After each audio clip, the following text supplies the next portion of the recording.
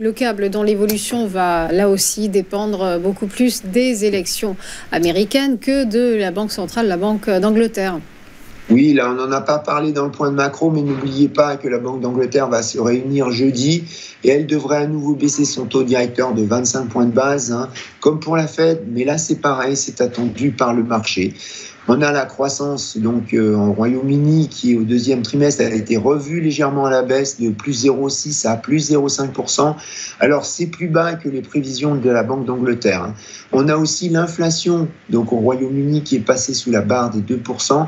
Mais le souci pour la Banque d'Angleterre, c'est que l'inflation dans les services reste élevée. Elle est à plus 4,9% en septembre.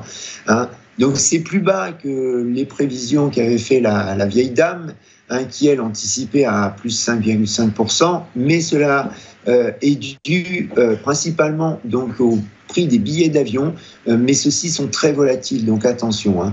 Alors par conséquent, le comité de politique monétaire de la Banque d'Angleterre semble vouloir opter pour une approche donc prudente avec une baisse des taux trimestriels et non pas lors de chaque meeting.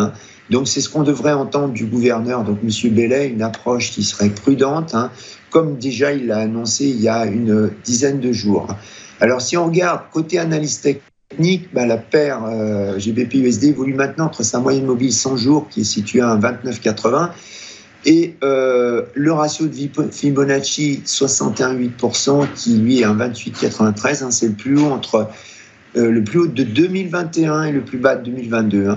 Alors côté support, on a 1,28, là c'est un niveau qui a servi plusieurs fois de résistance temporairement, notamment la dernière semaine de 2023 et en mars dernier, et qui est